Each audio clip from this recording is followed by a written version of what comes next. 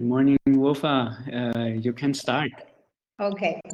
So, good morning, everybody. Sabah al-Khair from Tunisia. I'm going today to talk with you about an hour and a half about resources mobilization for the cultural creative industries. And the objective of the discussion today is just it's a collective reflection or sharing the little of knowledge we have at CFW about how to look at the financial sustainability for your work from another angle. And I hope this will be helpful. You can see on the platform, you can ask me and stop me anytime because I tend to speak fast. So please, if you feel some concepts are not clear, intervene immediately and let me know, and I will take time. Also, one information or logistics from the start, there will be some breaks with energizers. So be ready to run a little bit to wake up in the morning. So I'm going to share my screen now. I ask for your permission to shut down my camera to save a little bit the internet because the connection here is not good, and be able to share with you the PowerPoint. So just a second. And the objective of the discussion today is just it's a collective reflection or sharing the little of knowledge we have at CFW about how to look at the financial sustainability for your work from another angle. And I hope this will be helpful. You can see on the platform, you can ask me and stop me anytime because I tend to speak fast. So please, if you feel some concepts are not clear, intervene immediately and let me know, and I will take time. Also, one information or logistics from the start, there will be some breaks with energizers. So be ready to run a little bit to wake up in the morning. So I'm going to share my screen now. I ask for your permission to shut down my camera to save a little bit the internet because the connection here is not good, and be able to share with you the PowerPoint. So just a second. So I think there is a little bit of sound delay, so I will speak slowly. I am the founder of, then I was saying, CFW. We basically work on all matters related to financing and funding cultural creative industries in MENA and Africa regions. We do so and working on three main pillars. First is facilitating access to information. So we gather in one-stop shop, one place on the internet, where you can find all support mechanisms and opportunities available for cultural creative industries operating and operators in the MENA and Africa region. And then the second pillar, we work a lot in providing all the services around accessing resources from the design to the writing to donor engagement to resource mobilization strategies, plus capacity building and training for to build the capacity of actors and also professionalize resource mobilization services and individuals in the region. The third and the last pillar is related to research, advocacy, and influencing, because it's not enough to know there is an opportunity or there is a funder. It's not enough to have the best written sponsorship document or proposals or strategy when there is no one willing to invest or to sustain or to fund and finance the sector. So we work on what we call in our jargon, the donor influencing, the business readiness and business investment attractiveness of our sector, and we do that through collecting data, publishing research on different value or statistics about cultural creative industries. For that, we have developed another platform, which is called the CCI Boost. You can see it here, which primary mission was precisely this, collecting and publishing data on cultural creative enterprises, because worldwide, this is a worldwide issue. There is some data with different, level of availability and accuracy all over the world around creative economy or cultural creative economies, but there is very little data about culture creative enterprises, or about those who are really doing. So we started with the basic index that allows to provide, it's open source, to collect and provide data, statistics on cultural creative enterprises worldwide. So you can enter and filter the data you want to see by country or by region. It's interactive. You can also play with the data, and you can extract the graphs and the statistics for free and use them for your benchmark, study, research, advocacy. And the last thing we're working on, and it's also, again, related to creating the spaces and influencing and pleading the cause of the cultural creative sector and bringing into people who are willing to support and invest in it, the resource mobilization digital. This is, it used to be a face-to-face, like a physical meetup between anybody out there that supports cultural creative actors in Tunisia and in the region, with cultural creative actor. It was a speed meeting concept. So in the same room, we gather all these people so they can sit together, and that the artists or cultural entrepreneurs or NGOs can move every 30 minutes from a table to another to sit with a donor, an incubator, an organization who provides mentoring, trainings, fellowships, mobility grant, any kind of support and resource available. Explain to them what is it, how they give it, in which condition, when to apply, etc. But then, because of the COVID, this concept on face-to-face, sorry, do you hear me? So the virtual version of this space to create opportunity so that art supporter can meet and art actors can hear about and understand about the support mechanisms available for them out there. Since it's virtual, so we said, why limit ourselves to Tunisia? So the concept became a marathon. It's 24-hour, non-stop, a virtual room full of people supporting the cultural creative sectors, where you can meet and hear from them. So please join the RMD. It's open. The registration is open now. It's going to happen on the 26th of May, but you need just to pre-register to book your seat. So we can send you the list of the donor available or supporter attending the event, and then you can book in which table you want to sit and listen to. So just RMDigiFund. Sorry. We don't see your screen if you are still sharing. Maybe you can restart. Okay, I'll do it again. So now I guess the screen is back. I'm not sure where you have lost me. So the RMDigiFund, again, just a quick reminder, it happens the 26th of May. You need to register, go onto the website to see already the donor and art supporter who will be there. But also, if you are you are an organization, an enterprise, foundation, and even public institution, ministries, or local authorities providing any kind of support, please just contact us and we'll provide you with the table. It's free for everyone, as if you participate as a support mechanism or as an artist attendee, both are free. And please contact us, we will arrange for you. So now, why are we together here?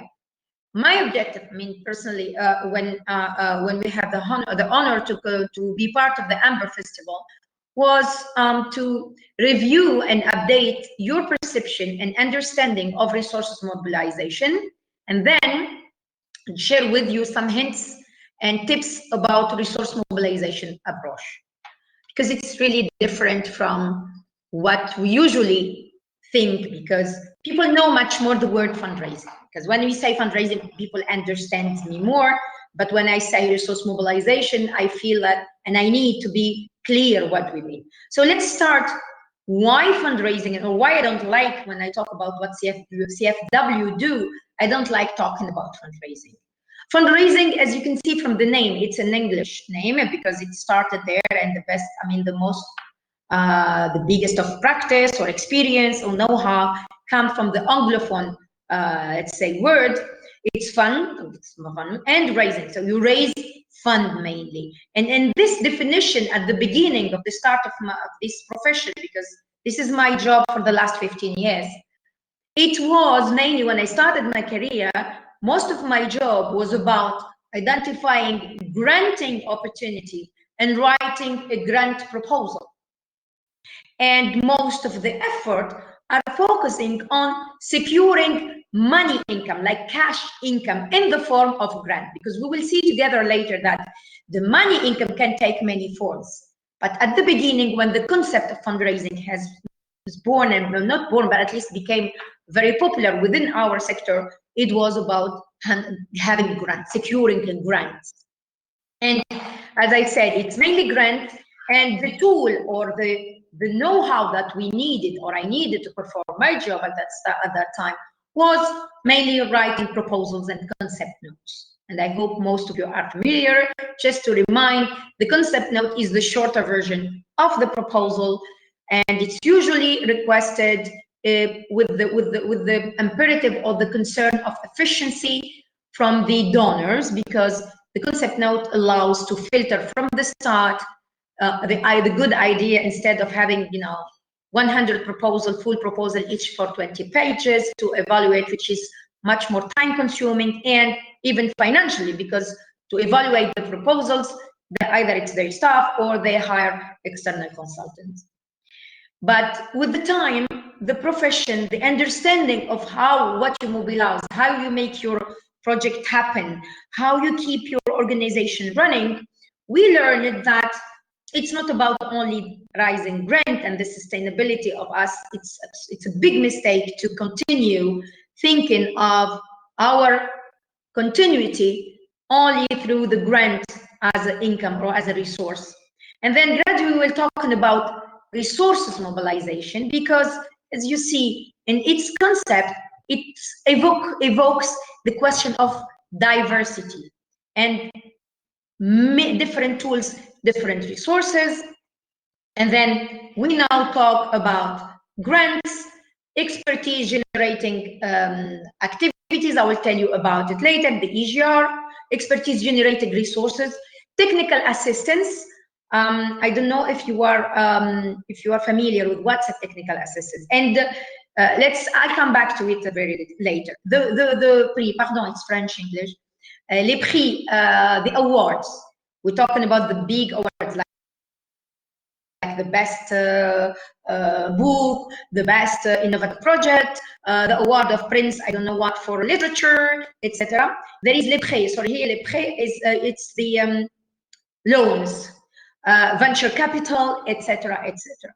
So now my job have evolved so that I don't only anymore work on writing proposals to get grants, but I am also working to apply to get technical assistance, apply to check if we can have an award, target the awards, thinking of sometimes a loan, because there are some loans with basically zero interest, which we will see later, and why you would say an NGO, or the fact that many of us work of grants, many of us face the issue of a cash flow, especially at the end, for example, of the project, when you have to wait 6 to 7 months to get the remaining 20% of your grant until you submit all this. And then you have to mix resources, because it's about keeping running, continuing activities. So, for example, if in the case in your ecosystem, you have the opportunity to get a loan, some cash to run your activity until you get the final tranche and don't have gaps and don't have problems and don't have unhappy consultants, service providers, artists, then you can get that loan, pay people, and then give it back later, since you, anyway, it's a zero risk, basically, loan. And now I'm coming back also, why it's a mix, because each resource can help you, as I mentioned, satisfy a need. And also because we've changed our mindset from I need money to do things to what are first my needs, and then there are out there different way to satisfy those needs and different mechanisms. The fact that in the past, or the fact that even now, there are still people concentrated on, I have to grant to do things, you are missing huge resources and solutions, which are sometimes better than a grant. Give you an example. The technical assistance. I love technical assistance. You know why? Because I can get what I need to have part of my needs, because it won't satisfy. It's not about one single resource that solves all your needs. It's about being smart and satisfying each need with the best available resource out there.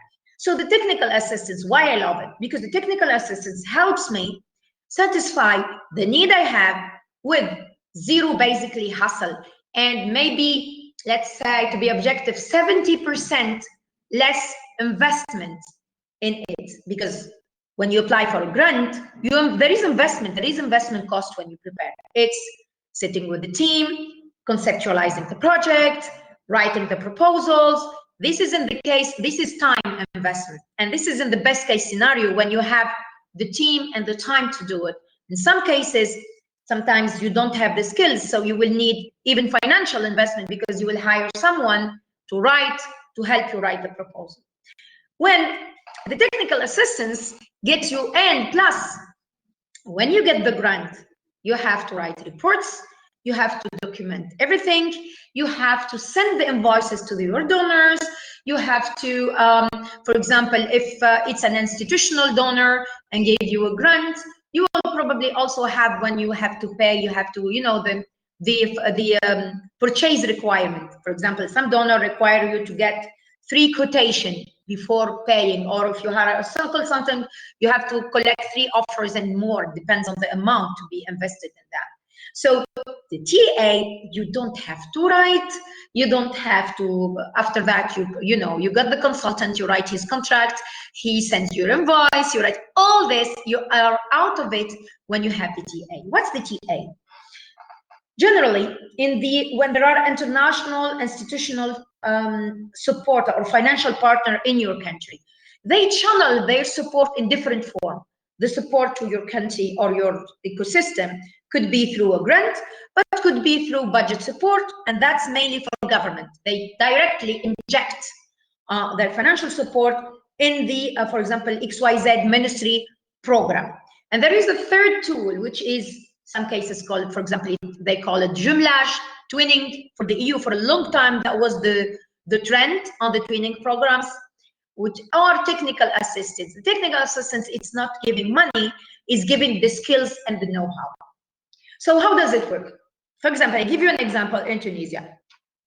We have many support programs, for example, for small enterprises, and it gives technical assistance. They say, okay, you're an enterprise, I don't give you money. Tell me what you want, what you need. Maybe I need to develop a website.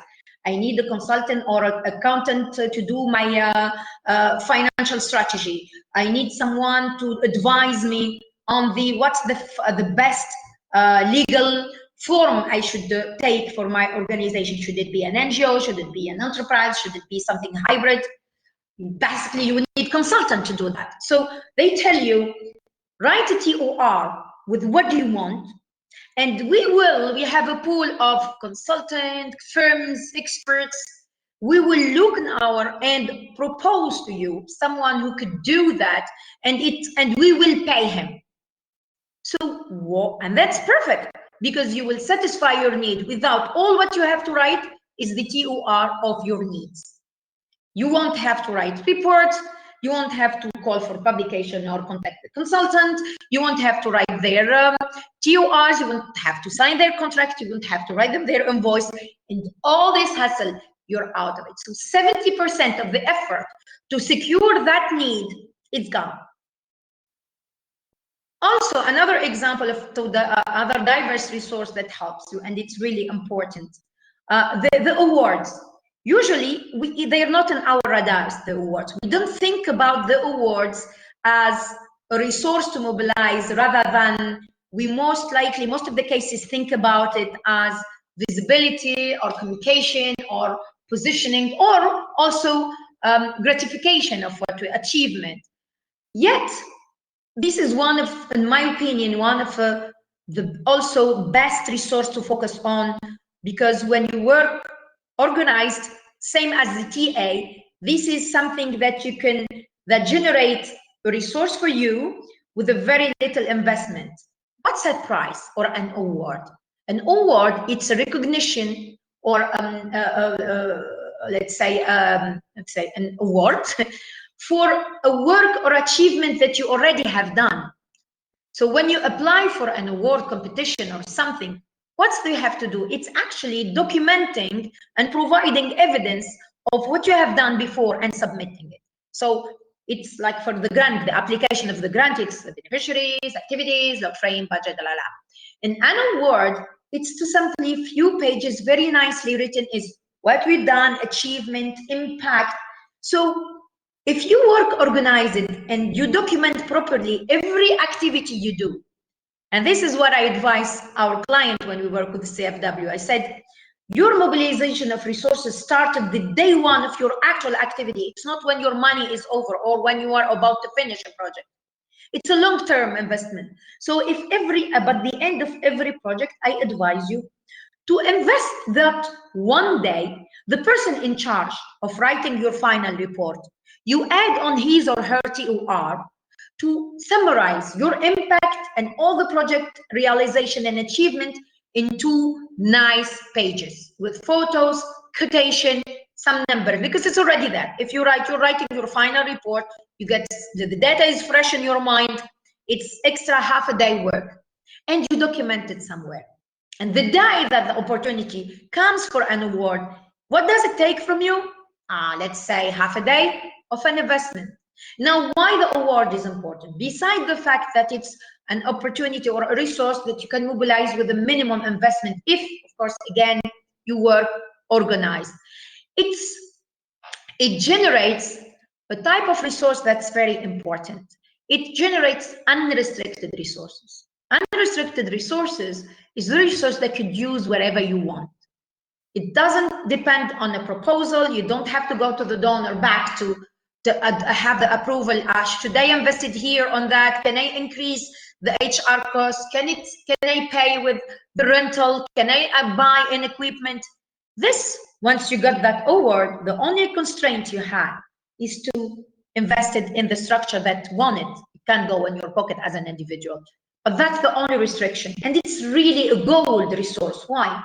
Because as you all know, most of the grant, when we talk about grant as the main income resource, when you focus too much on that, you've left with the little resources to invest in what I call it investment activities, research, fundraising. All these are most of 90% of the cases uneligible.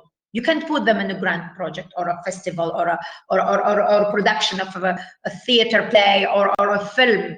The pre or post things that you need to secure your sustainability and continuity of your activity need that you be able to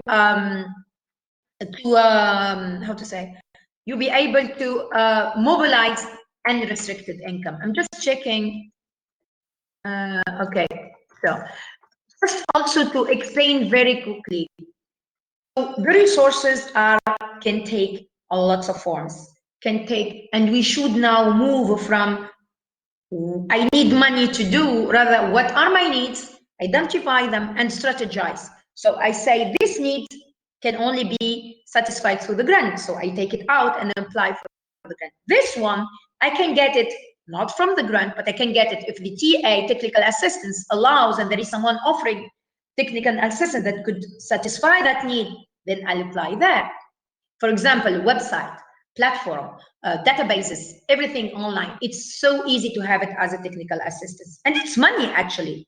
You all know how much it costs to, I'm not talking about basic landing page for a project, for a small thing, but if you have a little bit more complex website, and then it costs you. It's something, I mean, a little bit complex database or website, we're talking about 5,000 to 6,000 euros. So if you can get them from a TA and save that in your grant application and use it in something else, that's good. You can even use it as even smarter. In your grant, you can use that technical assistance as a co-financing. So you put it in the grant application. It's in the budget of the grant, but you put it as your contribution through another donor. which is the TA provider, and then you secure your co-financing. Now, why this kind of things and the award? And there is one last important resources. It's developing your own services, meaning some income generating activities or services you could provide. Again, why it's important? We're not talking here about you become sustainable through the services. That's, in many cases, that's not the sole mission of your organization, but it's a little bit here and a little bit there, and it's important. Why? Again, now in the world of resource mobilization, fundraising, whatever it's called, if you put the category or the families of resources, like in the animals, you have the mammifer, the reptile, or the, in the funding, our jargon, we have two big groups. You can regroup the resources in two main families. You have the restricted and the unrestricted.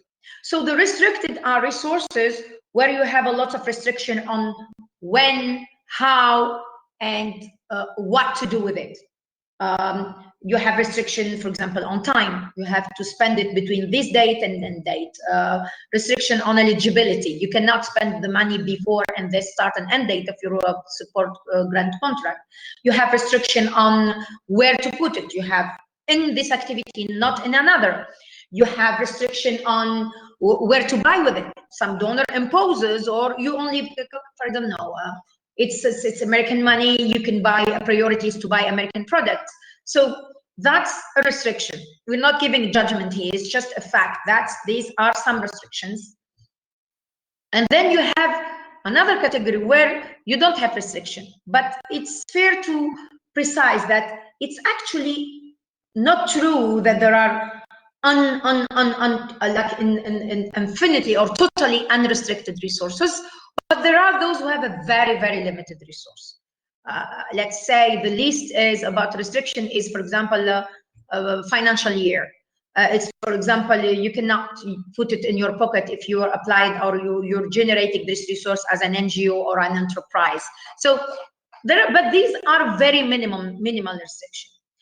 And why the unrestricted resources are important? As I said earlier, these are the key resources for your sustainability, because your unrestricted resources, these are the little money. They don't have to be huge, but there is a minimum that will help you invest. These are the little money that you can use to do your fundraising activities. This is the little money that you do your connection and networking and meetups and research and advocacy and data positioning, or investing in the research and R&D, research and innovation, prototyping, you're testing things. And that gives you the flexibility that you don't have to wait to innovate. Like, you have an excellent idea. If you wait a lot to have fun, it's too late.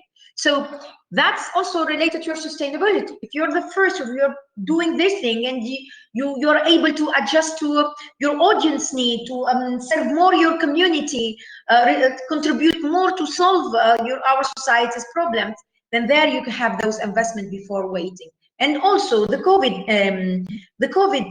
crisis also highlights how important to our survival, to your sustainability, to be able to generate a minimum of unrestricted resources. That minimum, again, in the context of crisis, it's not meant to help you keep your activity or running the same way before the crisis. It's impossible.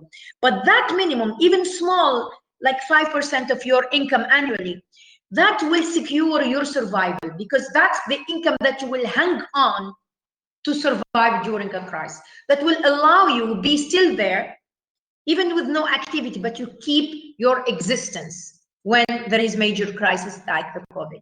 So very quickly, if you have to schematize, how to say, to visualize your financial strategy or your sustainability strategy for your activity, it should look like this: diversified, but not only on tools, as I said, income generating activities, services, grants, technical assistance, but also on your, let's say, support provider, on your donors, because the dependency in one tool for resource or in one donor, that means you're not sustainable. The day of that, the day that donor stop funding you for whatever reason, They changed their strategy.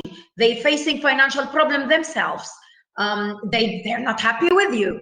Then you are in a very critical situation. So diversifying doesn't mean that now you do, you screw up, but that minimizes the risk when such crises happen. Everybody makes mistakes. So in the day that you have a mistake, you can survive and correct it.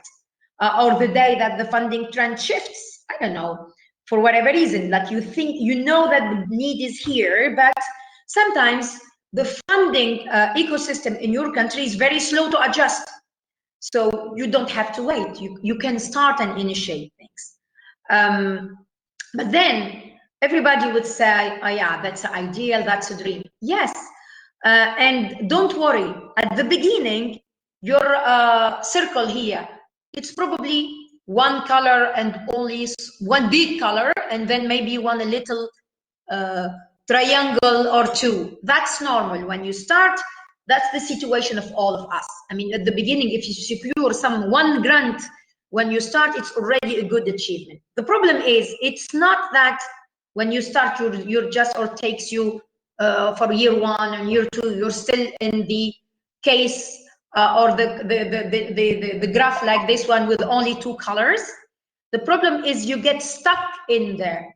The problem is that you start with one or two donors and you don't actively work and strategize, move toward this model.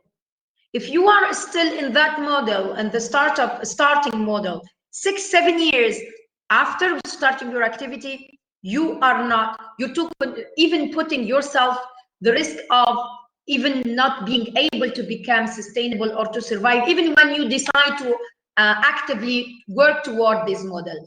I call it, sometimes people come when it's mission impossible. It's really too late to put a strong sustainability basis for your work, your organization, your enterprise, if you start too late thinking like this. Sustainability, it's those mechanisms starting from day one. It's a seed that you plant.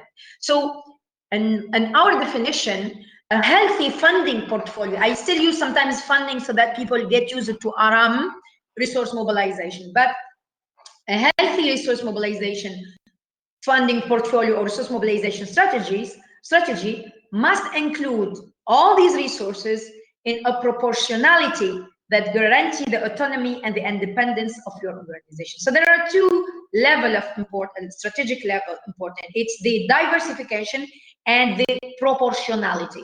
Because you would say, oh, I will diversify. Like if I come back to this graph, I will find one big triangle, one color, and 15 other, but they are small, meaning that like 90% of your income is one grant from one donor, but you have 15 other donors, each one is giving you $100.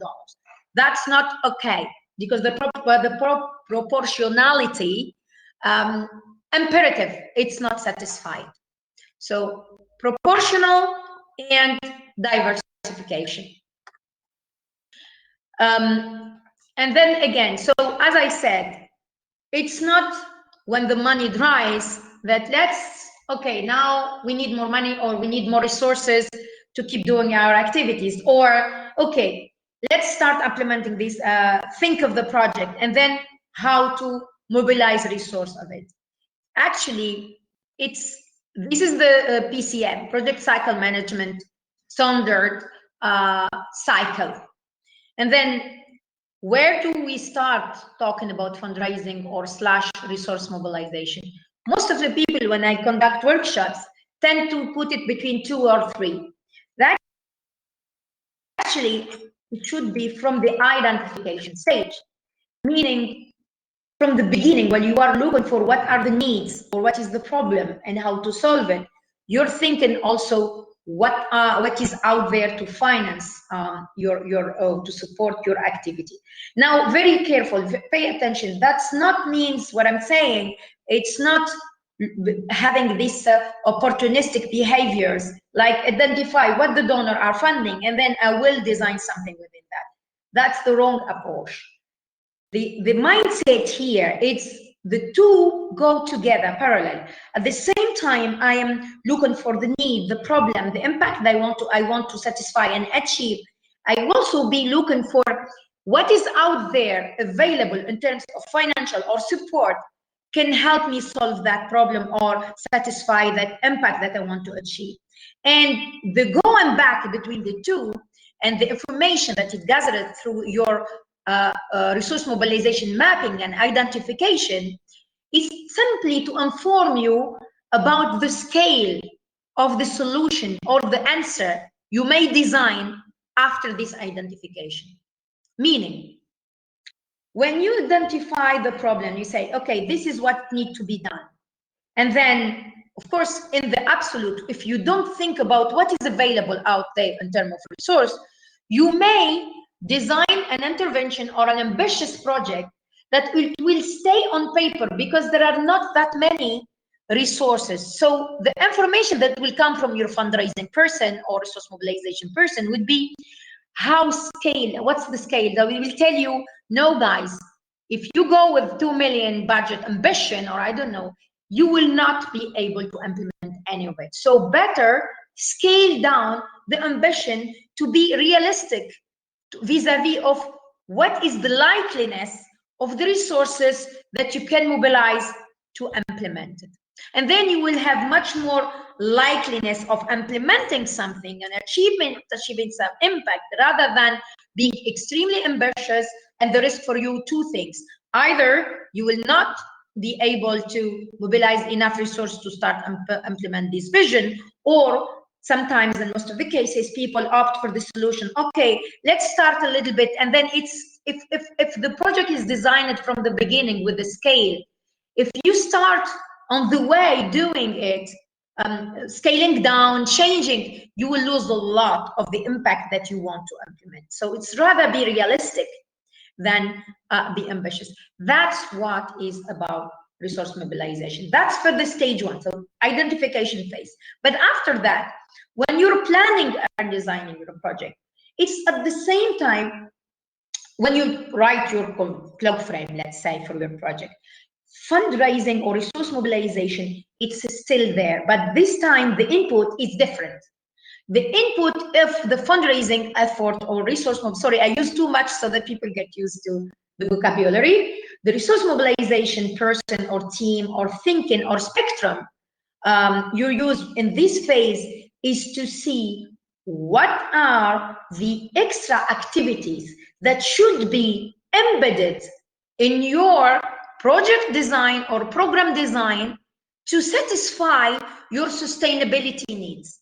So during the activity of any project, you don't only think about impact of your art project or on your society or on your or products of your enterprise. You have also to see what's there I can add without disturbing the logic of your intervention or the logic of your strategy that can serve your resource mobilization strategy and positioning. You could add activity that means that targets engagement of your future supporter. Like you prepare, because having people to support you, it's not one shot. And I think all of you, you know, you have to be visible, build trust, build credibility. So in implementing today's project, there must be something that you could do to help you secure tomorrow resources. So the fundraising person, the resource mobilization input are different at a different level of the cycle of your project. Phase 3, when you are implementing and managing, what you can do? The resource mobilization effort or needs or activities are at this level in terms of collecting data, collecting impact, getting communication and positioning material. When you do sub-activities, your resource mobilization person may say, can you, when you do this event, get me code, get me testimony on the impact, use it a way to listen to your current supporter. Are you satisfied? How do you think we are going about it? And that's all tools and mechanisms I need. More than that, events, When we are, for example, when I used to work with international organizations, I gave it from day one, I take my position, I give instruction to all my program managers, and I say, not a single, any kind of gathering email, whether it's a focus group, it's a workshop, it's a conference, you organize within your respective program, no way the invitation list is closed before I have a look at it. Because I might have people I want to involve in that event that serve my documentation, relationship management, and positioning with my resource mobilization. So because I would add 3, 4, 5 names in there, because I want them to see how good we are doing, how great is the job we are doing, and then I want to involve them in these other programs. And the evaluation, same. My input will be different here. It's having what we have done wrongly, what went okay, what didn't went, so that in the next proposal writing or concept writing, I have the right element of what has been working well and not working well from the resource mobilization perspective. And then the exit is another issue. Now, ethics of resource mobilization. You cannot work and keep mobilizing resources without being ethical. We have some principle. Us as a resource mobilization or fundraiser professional, we have an international ethics standard. Like, you know, when you are a doctor, you have your ethic. When you are an avocat, how to say avocat in English, a lawyer, you have some bounding ethics. If you don't respect your let's say expelled or something. For international association professional fundraiser, we have one thing, it's no payment per percentage. If a professional person, member of these professional associations, and is caught having deals to be paid in percentage on the amount of funding they're providing, they are out of the association. Why? And I really talk about it because it's also, if you're not aware about it and if you're not careful about it, it will jeopardize your sustainability.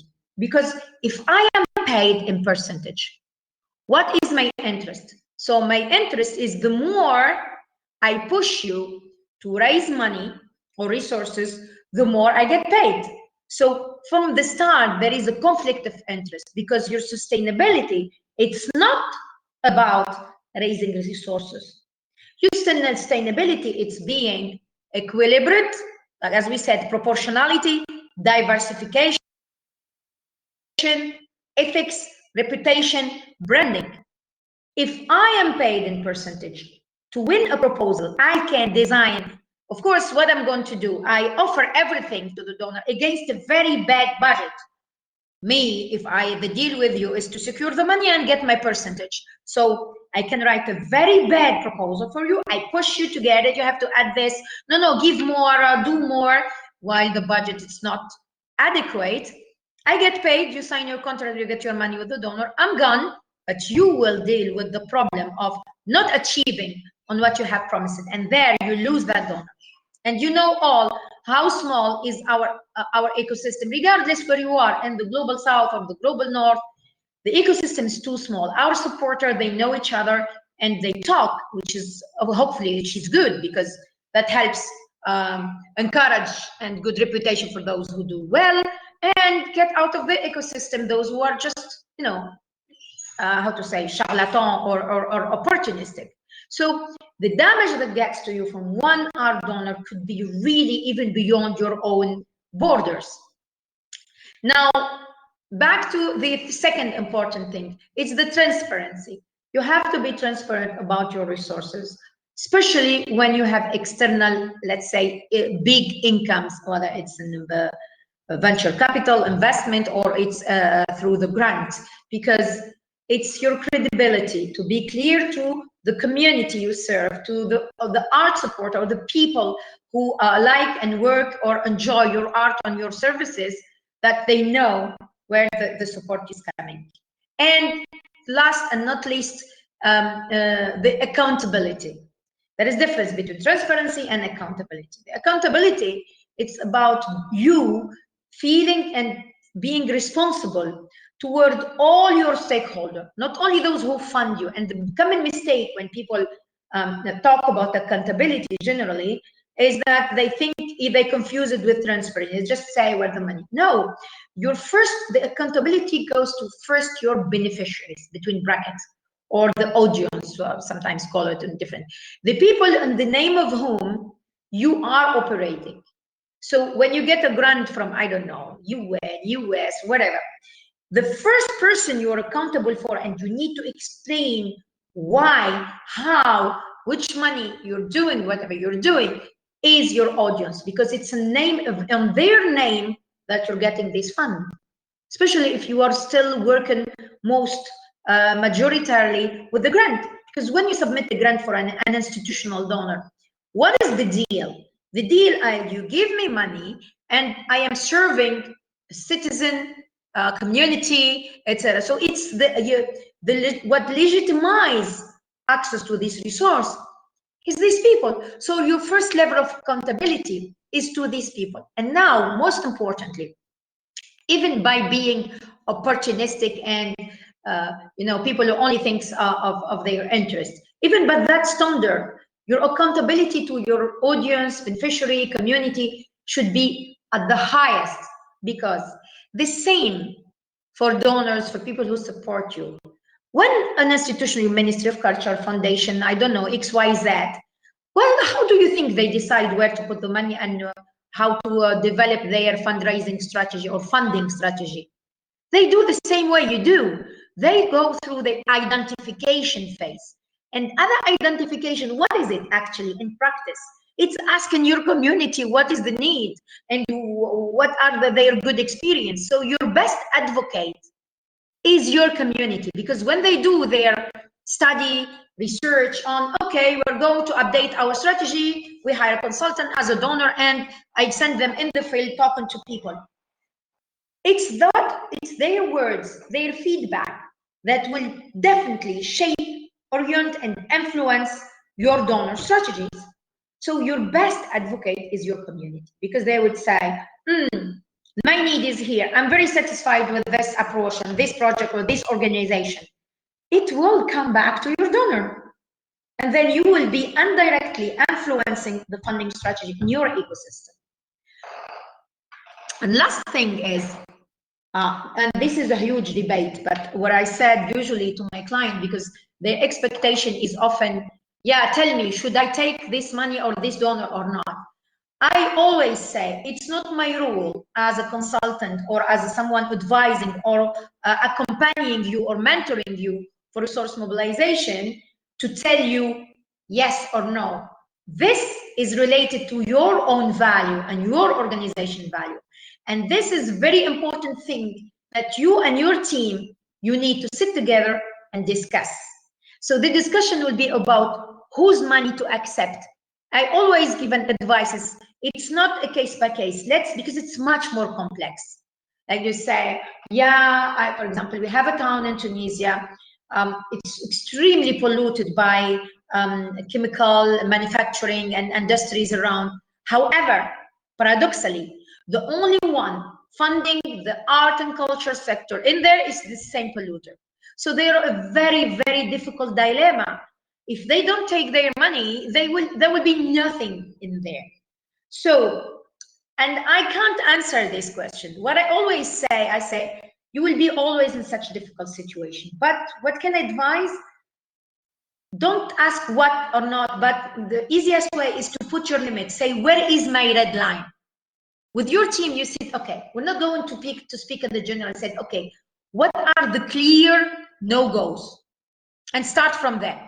At least be clear. For example, for me, CFW, it's a clear no-go. Extracting industries, when we say donor, from extracting industries, I mean the mining, the gold, the petrol, the oil, no way.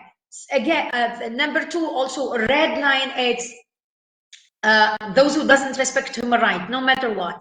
And the third is gender issues. For me, these three are red lines. I won't even bother looking for the donor and checking ethical check, etc. to it. But again, the ethics, it's very important because it impacts also your sustainability, your ability to raise resources.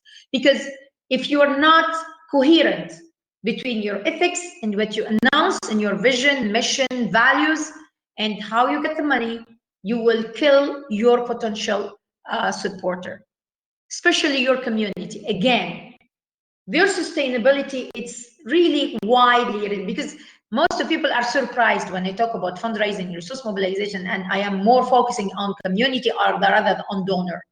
Because I say the community is much more important. The community is the one who will be your target to secure unrestricted resources. Remember when I told you the money that it's given to you, which not bound to a specific activity, because these people who will be, can give you small, it doesn't have to be a big amount, but they can be a member, give you small, donation. The people who will advocate for you, even without knowing that they are advocating for you, with your donor, people who will be fighting and requesting that the service, the cultural creative, access to cultural creative activities it's a demand by the society, the same as education and health. It's there when we win the sustainability battle. So we will have to work on both. And it's the same, as I told you, it's sometimes, most of the cases, really very small action. You won't take a lot of your effort, but keep it in your mind when you say, oh, what is the activity or my strategy for resource mobilization? So these are the success factors for sustainability and resource mobilization. The project, the credibility of your project, the credibility of your expertise. It's not only about implementing activities and its feasibility. And again, one big mistake we usually do, I always say, that's also related to sustainability.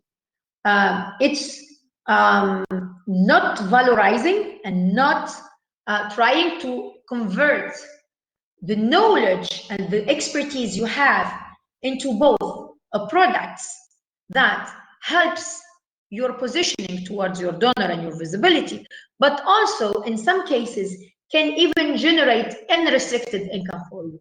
Example, I use this one because it's very caricatural, but it's easy to understand. I always talk to my to people I work with when they are in the theater, and I said, look, unfortunately,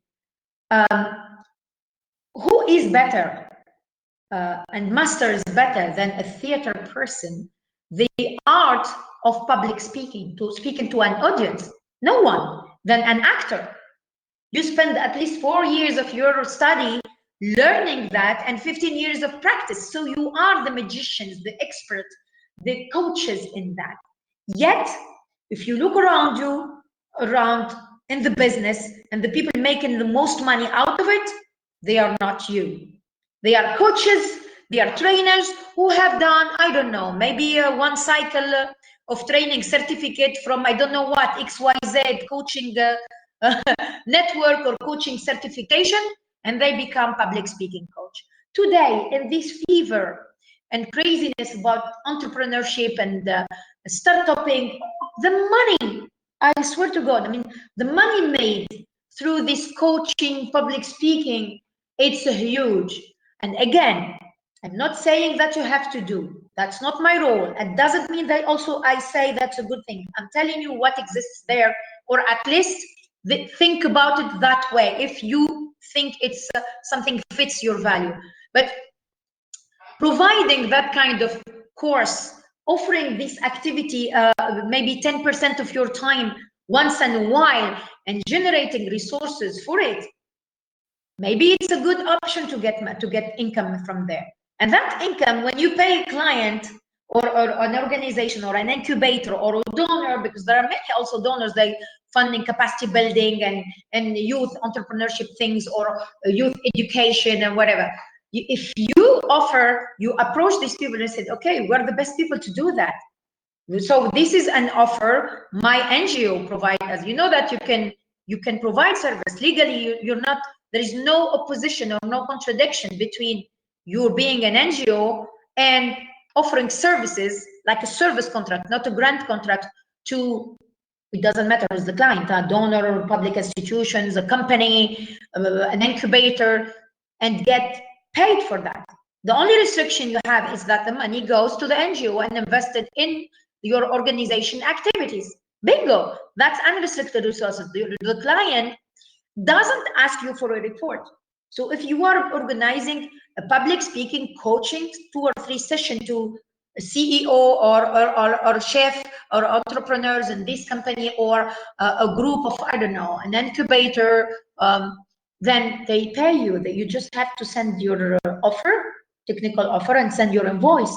And once you get the money, they don't care what you do about it.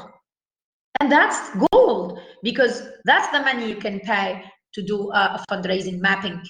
That's money you can access to database of donors, to know what's going on when you are in the phase of identification. That's the resources they could use to write a nice or produce a nice video about the overall activity of the organization, not only project related to that donor XYZ because it's eligible only for his project. So that kind of things that it's when you need.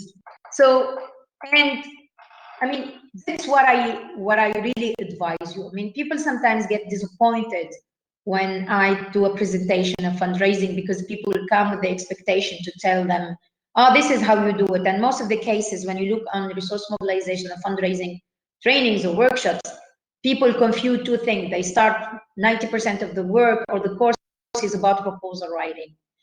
I'm not, I mean, our mission, it's not proposal writing, because proposal writing doesn't help you become sustainable. I mean financial, because the concept of sustainability is much wider than the money issue, okay? We're here talking about financial sustainability of your work.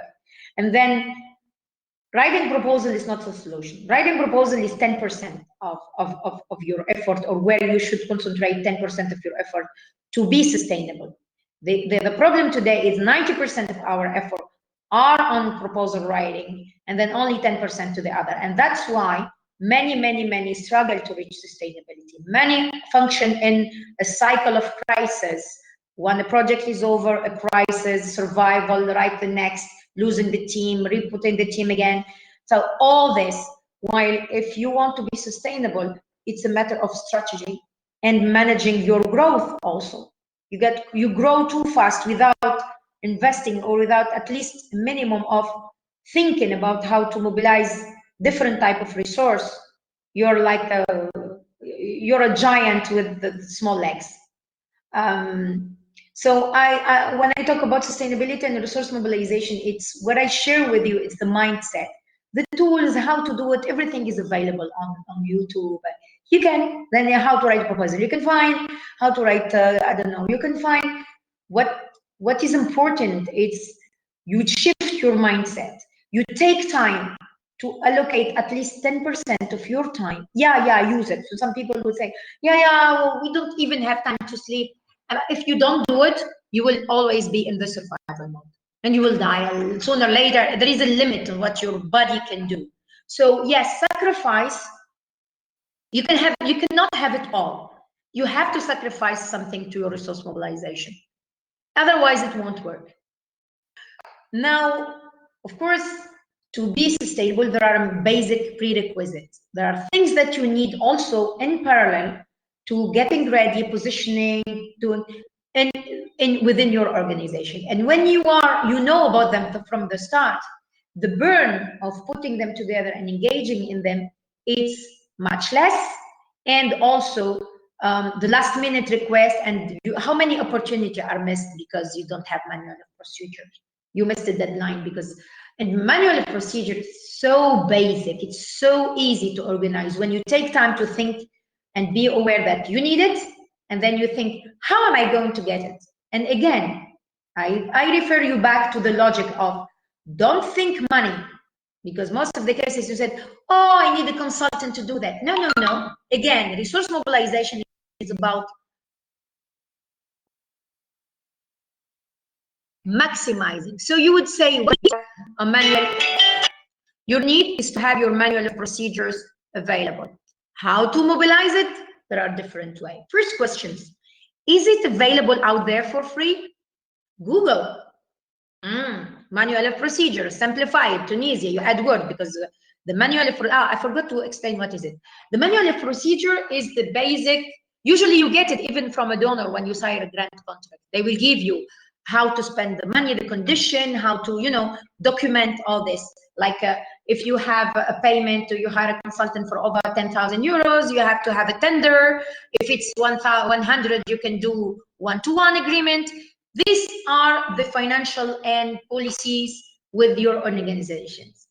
You must have them somehow. And actually, in practice, many of us, they have them, but they are orally, they are not written in a document that your board or CEO or NGO steering committee should validate, approve, and becomes your ways of working. So, and of course, they have to also to comply with your local regulation and laws, like labor laws, finance laws, etc. So there are two ways. You go on Google and you write manual of simplified, because manual procedure could be like 500 for big pages for big organization. You don't need that. So usually the technical word we use for that, it's called simplified manual of procedure. Use these three keywords, simplified manual, and add your country, because it doesn't, it's useless for you to have a simplified manual of procedure example from Tunisia. It's not one. Second option, always think of how I get before I think have money to do it. Say, who will be using it also? Who are the people who may be supporting that kind of things? NGOs who have support programs for small local NGOs, regardless of the sector, because manual of procedure is about finance law. They apply to when you are in the art or in the agriculture. So look at international NGO organizations that have their sub-granting or providing financial support and giving grant to local NGOs or NGOs in your country. And contact them, because most of the cases, at 90%, they have already themselves financed or paid a consultant to prepare or support one of their grantee or beneficiary to develop that manual of procedures. And then you will have it. And they are always happy to share it, because themselves, it's a donor money, a back donor money. So they're really, really happy to share it with others. And you can even, and if they say no, complain to their back donor, because they have no right to give it, because they are paid by, for example, the EU to give it to civil society. Then if they say no, put pressure on them. You have the right to access it. So manual procedure is mandatory. Why? Because sometimes, even if it's not required at the proposal submission stage, sometimes at the signature of the contract, if you don't have them, you lose your opportunity. And that's really pity, because you made it so far, you've applied, you've been selected, and it's just last minute. For example, UN, any UN funding, they will send you, before they sign the contract, they will do an assessment. And 90% of the things they will be asking you is your manual of procedures. They will tell you, do you have HR recruitment policy? How you recruit people? Send us if you have something written. Do you have a financial, I don't know, send us, prove that, and you could lose the funding just because it's just silly things to put in place. So put it. Third option to secure that, if you are lucky enough and you got what they call it now, the trend now is called the structural funding. And then the donor said, okay, we're providing funding to build the capacity of those art organizations. Put them in the budget, because that's an investment to the future funding. And again, if I go back to the cycle, when I say you see how important then the resource mobilization is in different stage in the planning and design. There your fundraiser will tell you, oh, please put, since this activity is eligible, please put, if you don't find, I mean, someone to give it to you in technical assistance in the form of EA, and then only option is grant, then put it there. Put the cost of consultant. Usually it's the accountants firms or accountant consultant can do it for you. This is an investment that is really important to do. Now, again, as I told you, the accountability, the ethics, the transparency, and again, the financial statements. It's basic thing, and the lots of opportunity are lost. You can apply because your financial statement of last year is not ready, or it has never been done, or because you need a certified, I don't know, accountant. And then again, When you are in this phase where fundraising person, it's her job to nag and you say, sorry, in the implementation or in the planning, the budget for providing the financial year funding, and you have, it has to be in that budget. Because usually when you have, you're writing a proposal or a project design, when you write the budget and your budget estimation, it's beyond the limit of the grant opportunity and the application, and you come back to your proposal and you're gonna do some budget cuts, the first things where you tend to cut, it's in these costs. A big mistake.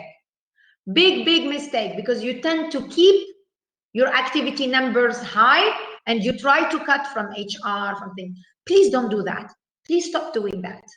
Because yes, you may win this opportunity, and again, you will find yourself, as I said before, implementing a project which is way subfunded. You will harm your reputation. You will do nothing at the end. After a year and a half, you have no progress toward your sustainability. You have not done one single step toward your sustainability. While if in this project you have at least managed to get your manual procedure done, paid and covered, that's one step toward this nice graph, this nice sustainability. So the sustainability, for me, it's not one magic recipe or solution and then something you do in 1 year. Sustainability, I don't know, guys. I can talk for hours about fundraising. We're not taking a break if you're not tired, so I keep going. So for me, the sustainability, it's like this scheme. It's a seed. You plant all over 5, 6, 7 years. And not necessarily that means after 5, 6, 7 years. This is not the promise that CFW does. I'm not giving you to become your self-run, but the idea is to help you become resilient. So you have enough mixed resource that helps you keep doing, and then after, and survive anything and be there in 10, 15 years, be able to serve your community, be able to spread your art continuously. But then, based on the circumstances, the scale of how big you operate and how small, that will depend on the condition and circumstances, and that's your fundraising strategy toward adapting to the condition. So the sustainability, it's about putting different seeds here and there, so after a certain time, you become able to be there on the long run, but the scale, it's up to the condition, your capacity, and the investment you do in your resource mobilization efforts. So, and also how you do that. What are these seeds? One of them is donor engagement and retention. You don't only think of your donor when your money is over and you only get in touch with them when you are asking them for money. Your donor is partner. You have to shift your mindset from this is a cash cow or a money cow or support cow, that's your partner.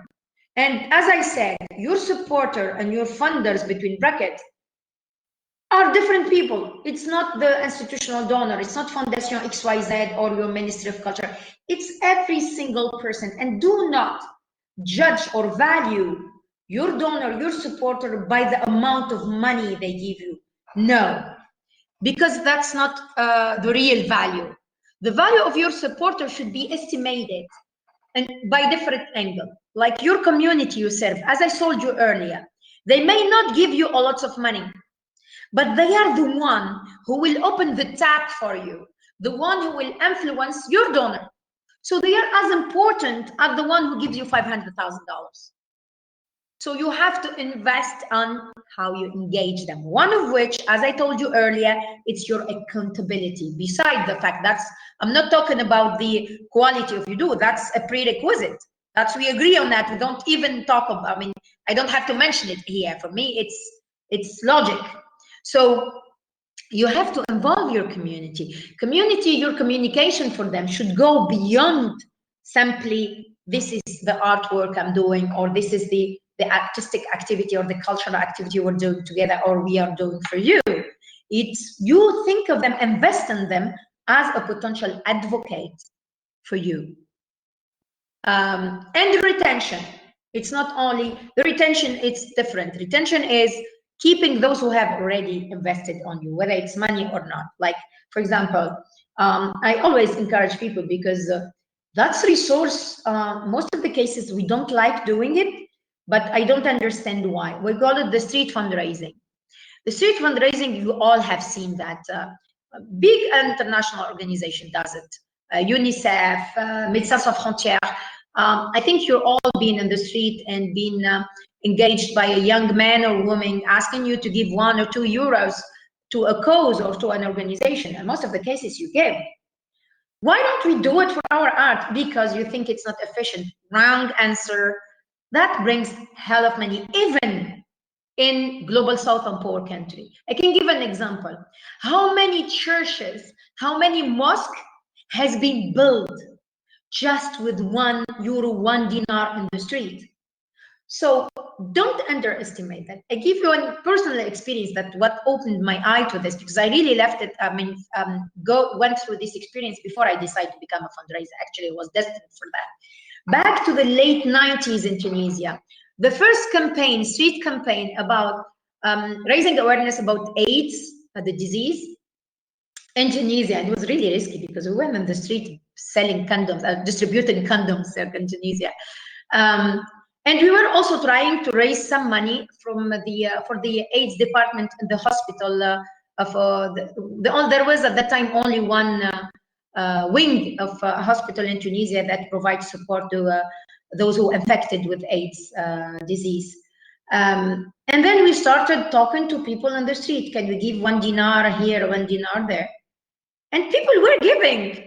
And we were also, of course, smart a little bit. Like, you don't do it you don't come in front of a mosque and provoke people and start distributing condoms. You have to also think about not provoking too much, because with the art we provoke, but be reasonable in the risk you take. But also where to do it. Where is the community that it's most likely to give easily and even more what you want? At that time, it was in the summer, the time what most of the Tunisian diaspora comes back for their summer holiday. And we target those who come by boat, because when they get out from the port, like the harbor, when they arrive, they have to take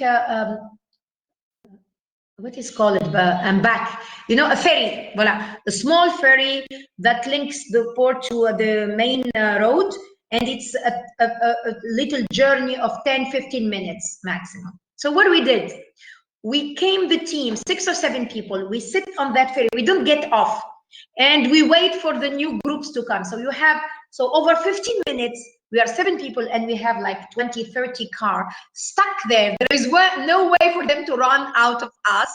So they hear our awareness raising, education, please be careful, you come for summer, use condom, and then please give us, if you, of course, we're not obliging, but can you give something?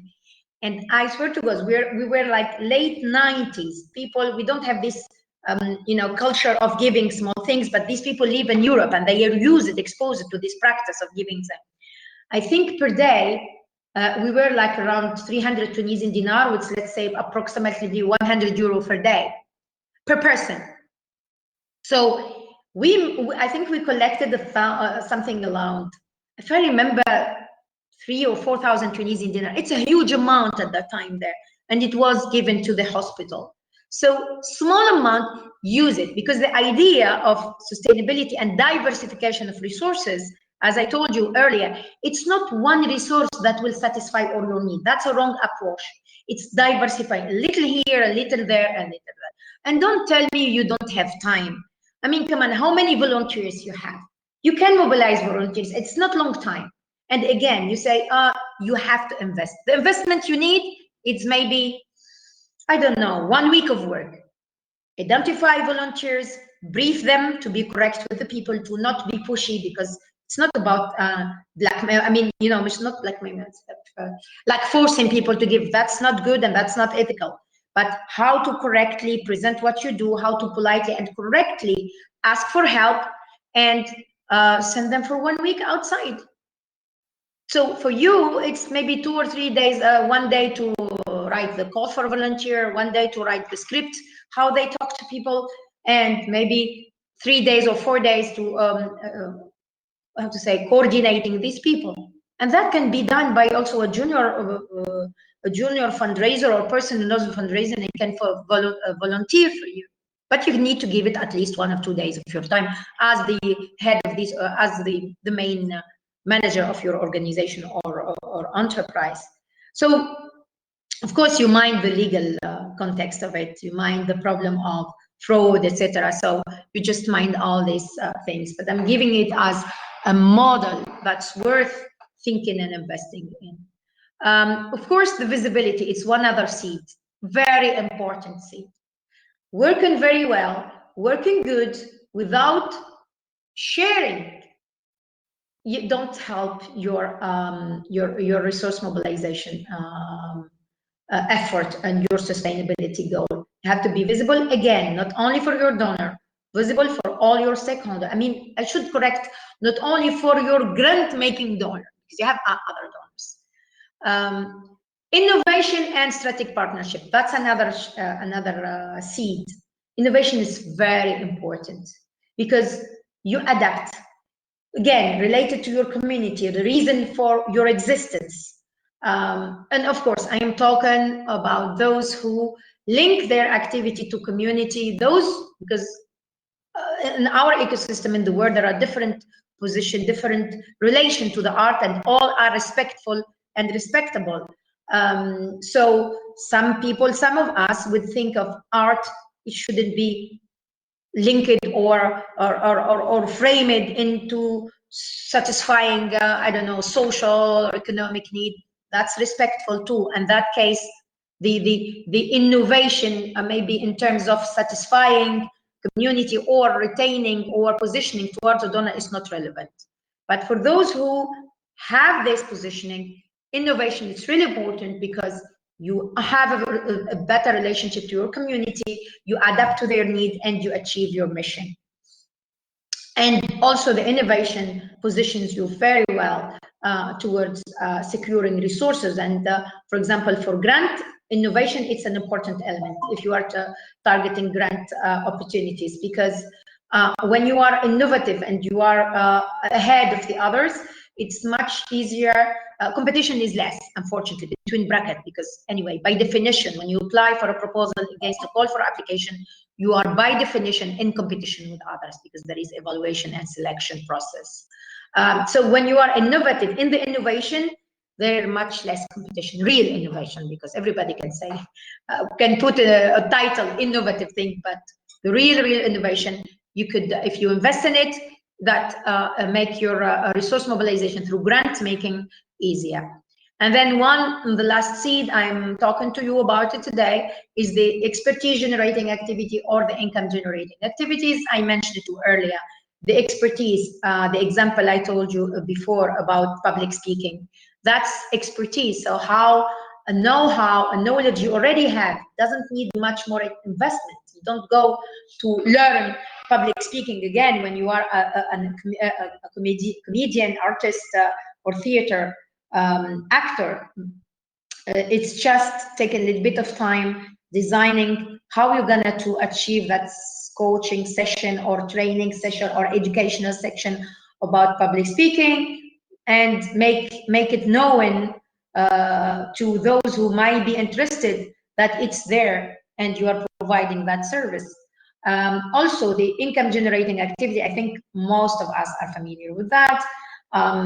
Any activity like, I don't know, if you are generally, when you are in a cultural center, it's common to provide, to offer workshops and activity to the community against subscription or fees or whatever. So that kind of things. Others, if they are in the creation of like product creation, not product in terms of, yeah, actually it's in its wider sense.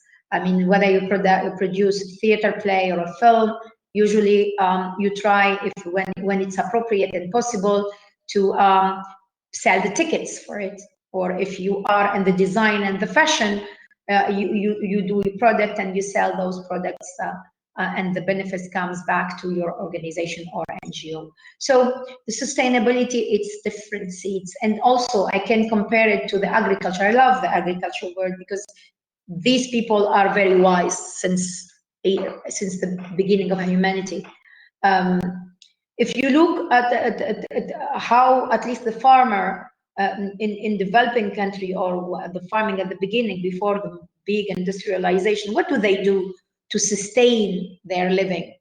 They grow different type of crops, so that get ready in different time of the year. For example, in Tunisia, the olive field. So you know that to grow olive trees, there must be a distance, like 16 meters, 20 meters, depends on the standard of the oil they're producing. What they do, you can see, and I hope one day you will come in Tunisia and you see it's really beautiful. Between an olive tree and another olive tree, they plant a fruit tree. Generally, it's most commonly I see a lot in, for example, in Sahel region.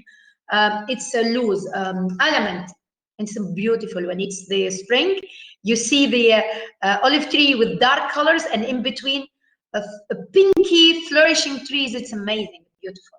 And then down between with the roots of the almond trees and the olive trees, they grow, I don't know, bees, beans, anything that is the small one, I mean the shorter one. Why? So that this season they'll be harvesting and selling bees or beans.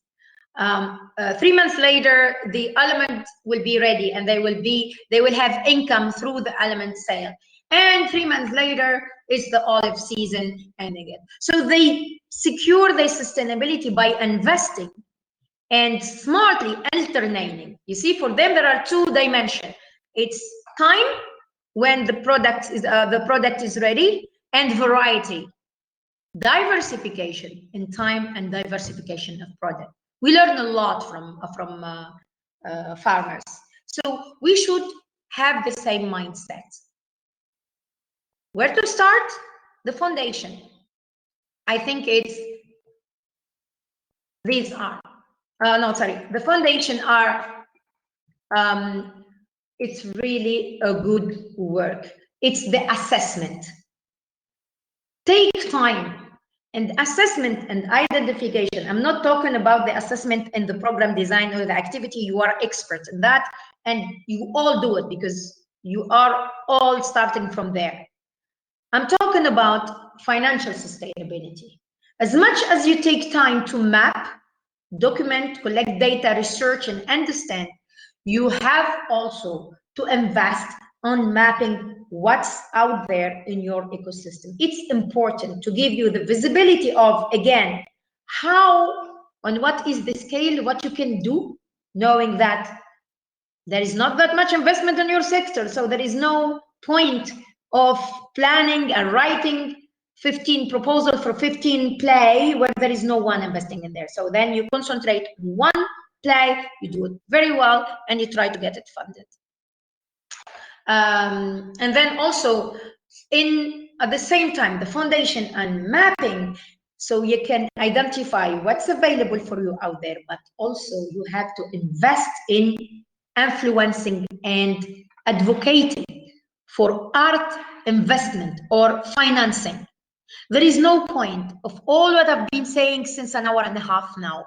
You can bring Einstein in the resource mobilization. He can do nothing if in your ecosystem nobody believes in your sector and nobody is willing to invest, regardless of the type of the investment, whether give it time, give you technical assistance, give you grant, give you loan, it doesn't matter. If there is no one that wants to invest in there, there is no point of saying or doing whatever I've been saying since this morning. You also have the responsibility. You don't need to do it yourself. You would say, okay, Ouafa, come on. You want me to do mapping, you want me to do follow up, and you want me also to do advocacy. No, you will support and work together.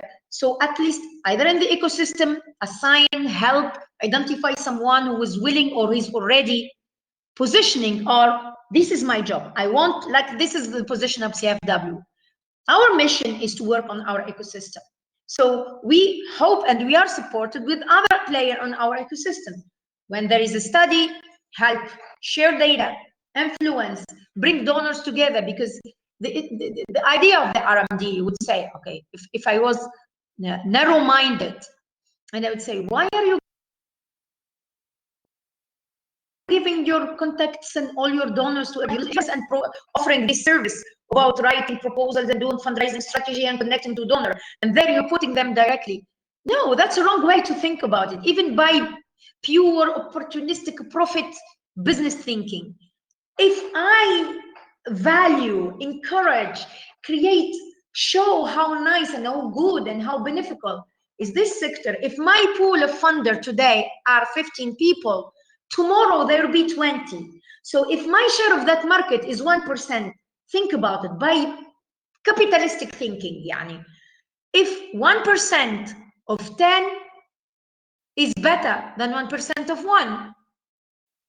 So we have all together all interest of sharing, talking, bringing, and accessing the same donor. Don't retain data. Don't keep donor for yourself, because even for you keep it for yourself, he gave you 1, 2, 3 times. And then his mission is not to fund you, you're only you. They have a mission, they have a need, they have a goal, they have an impact, that it's not focused on you. You're a partner in that goal.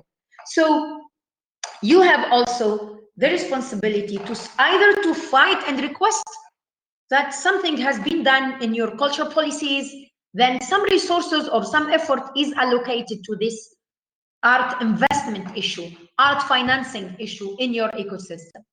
So this is the cycle. If I resume how you do your fundraising strategy, these are the basic 4 steps. Identification research, you analyze, you strategize, and you do plan. When you analyze your donor, you think about what we call in our resource mobilization jargon, the donor engagement. How you engage, how to be close to that person, how to identify what kind of partnership you're having with them, and how you make that happen. And then once you identified what are the people you want to work with, how you're going to engage with them, then you start positioning and implementing your engagement strategy. And after that, the last phase is the retention, diversification, and innovation. So that's it. Oh, why I'm going back? Sorry. So that's it for now. I can talk for hours. Sometimes people ask for where to find information for the art mainly. So of course, I'm gonna do some what we call it in the placement produit, some publicity for myself. For culturefundingwatch.com, you can find all the opportunities, funding, any kind of resources for MENA and Africa-based artists. You have for global on mobility, mobility funding and support, you find that on the move. And for residencies, the best one is Res Artist. I mean, not the best one, I would say that maybe the number 1, honestly. Database of artist residencies. That's it. Thank you for listening to me talking non-stop about resource mobilization. If there are questions,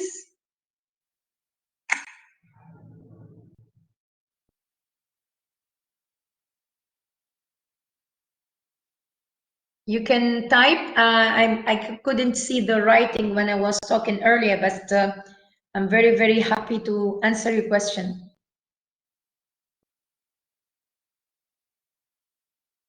Thank you, Cecile.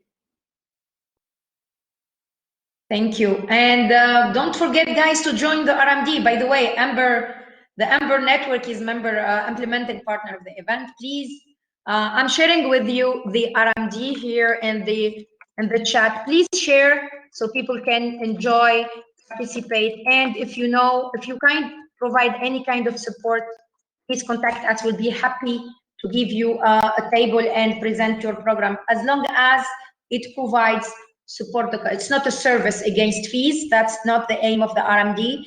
It's really bringing people that providing support. Could be technical assistance, grant, mentoring, mobility. You are most welcome to join the RMD. And this is the RMD thing.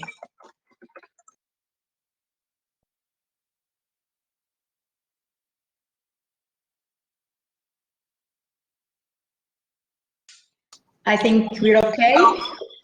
Well, hi, Ouafa. This is Amir Ali from New Media Society. I have a question.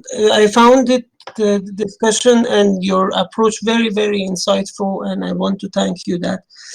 So, but in your experiences, have you reached situations and countries that, in case if they are looking for funds or grant, the recipient would be at risk or to be prosecuted or to be questioned by the authorities, and how should they operate in these circumstances? I mean, I know that it might be a little bit complicated question, but have you had any experience in your network or? Yeah, of course, there are many contexts where artists and art organizations are at risk for just existing. Or I can give the example in the Arab world. In many countries, I mean, it's so dangerous. And I'm not giving my position or my thinking. I'm explaining the situation. In many countries, it's suicidal to get an Arab world, suicidal to get funding from Israel. It's inconceivable. So if someone accepting money from this kind of, for example, from Israel, it's a high risk. I wouldn't advise, because it's not only you could go, sometimes you go to jail, but it's crazy situation. In other donor, for example, I'm not going to name organization, but in some countries, some international organizations that are for human rights are enemy of the existing government, and if you take their money, you will put yourself at risk. In many cases, even the problem doesn't even exist, because why? When the government are very repressive, the money can't even arrive to these people, because they, how to say, for example, in many countries, you will have a ministry who have to approve the fund before it gets to you. So they shut down the tap from the start, from the source.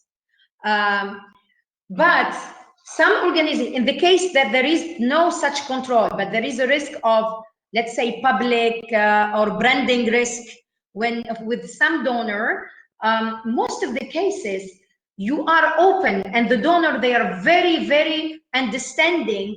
They may give you money, and they don't ask you to tell about it, and that's acceptable, because that's different. You're not hiding, you're not being transparent, you're not being not transparent because you're an ethical person, but because there is a risk on you. In that case, even big organization, governmental organization, waive the visibility imperative, because that puts you in jeopardy. So you give them the money, but nobody will say, neither the donor nor you are obliged or will talk and communicate about it. That's really the case when the human rights are things. So in that case, go back to your donor, and from the start, from even the application process, like for example, XYZ aid program, like whatever, it's American or European or I don't know. Usually, even for in the proposal stage, you could ask for a waive from the visibility guidelines. So that's it. And if you have, thank you for asking the question, because the resource mobilization strategy differs. Again, it's your context. So when you do your mapping, you should not be looking for the obvious, meaning when you do your donor mapping or supporter mapping, you don't only search for those who are specifically or clearly positioning on the cultural creative industries. Look for those positioning also by thematics. Like if you are in a very hostile environment for human rights or your work, look for those who support that issue, freedom of expression, artist at risk, or human rights defender at risk support program. They exist. There are many. You can ask around you. Most of the cases they're not spoken about, because if they spoke about, they put in danger people they're supporting. Then you just ask for these people to help, and they are, most of the cases, they don't ask you to be visible about that or to be vocal about it. And also, again, I mean, when you are in such context, you're more into a survival strategy rather than you're operating like in a normal context. So your ambition are, unfortunately, probably less, and your visibility, it's a lot jeopardized by the hostile attitude around you. Thank you very much, Ouafa. You're welcome. I think we're okay. Yes, if there is no other questions, maybe we can close this session. Okay. Sorry, Ouafa, May. thank you very much. Thank you for all these insights. It was really good. Thank you. Thank you so much, everybody, and have a very nice day.